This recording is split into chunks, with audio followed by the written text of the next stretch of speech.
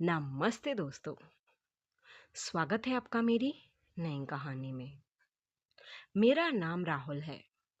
जब मैं छोटा था तभी मेरी माँ का इंतकाल हो गया था।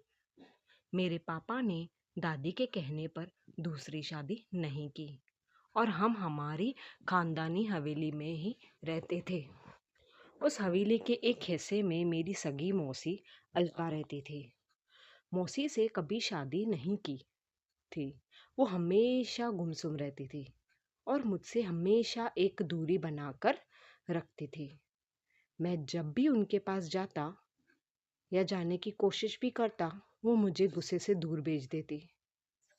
मुझे लगता था कि शायद मौसी मुझसे नफरत करती है, क्योंकि मेरी वजह से मेरी माँ मतलब उनकी बहन की दुनिया से चली गई थी।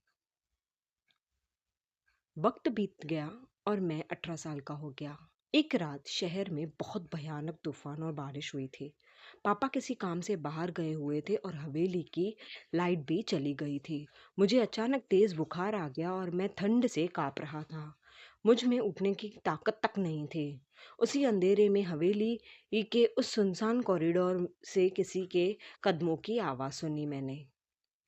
मेरे कमरे के दरवाज़ा खुला और मेरे सामने मौसी खड़ी थी। उनके हाथ में एक पुरानी लालटेन और दवाई थी। उन्होंने 18 साल में पहली बार मुझसे अपने पास बुलाया और धीरे से कहा, राहुल यहाँ आओ बेटा, मेरे पास बैठो। मैं तो अजीब सा ही फील करने लगा कि कभी मौसी ने मेरे से बात नहीं की और आज वो मेरे सामने साक्षात खड़ी हैं और मुझे बुला रही हैं कि आओ मेरे साथ बैठो। मुझे अजीब सा लग रहा था। मैं कांपते हुए उनके पास गया। मौसी ने पहली बार मुझे गले से लगा लिया। उनके उस आंचल में मुझे बिल्कुल अपनी माँ जैसी खुशबू आई। उन्होंने अपने हाथों से मुझे दवाई पिलाई और मेरे सर पर पट्टी रखी। मैंने रोती हुई पूछा, मौसी, अगर आप मुझसे इतना ही प्यार करती थी तो इतने साल मुझसे दूर क्यों रही? मुझे हमेशा अपने से दूर क्यों भगाया? मौसी की आंखों में से आंसू बहने लगे। उन्होंने कमरे के कोने में रखी एक पुरानी संदूक खोली और उसमें से एक पुरानी डायरी और कुछ कानूनी पेपर्स निकाले थे। उनका मुझसे बहुत प्यार था, पर पता नहीं क्या एक ऐसी चीज़ थी जो वो मुझसे दूर रहती थी, खफा खफा रहती थी। मुझे लगता कुछ सस्पेंस है जिसके वजह से वो बात करना नहीं चाहती थी और प्यार भी जताना नहीं चाहती थी। हालांकि उनको मेरे तरफ प्यार ज़्यादा था। मौसी ने रोकर बताया कि राहुल, मैं तुमसे नफरत नहीं करती थी। तुम तो मेरी जान हो, मेरी बहन के बेटे हो, मेरे बेटे हो। जब तुम्हारी माँ हॉस्पिटल में आखिरी सांसें ले रही थी ना, तो उसने मुझे एक वचन लिया था। उसने कहा था कि अगर मैं तुमसे बहुत ज़्यादा घुल मिल गई तो परिवार के लोग मेरी शादी तुम्हारे पापा से करा देंगे ताकि तुम्हें माँ मिल सके। पर तुम्हारी माँ नहीं चाहती थी कि मैं अपनी ज़िंदगी और अपने सपने किसी के डर से कुर्बान करूं।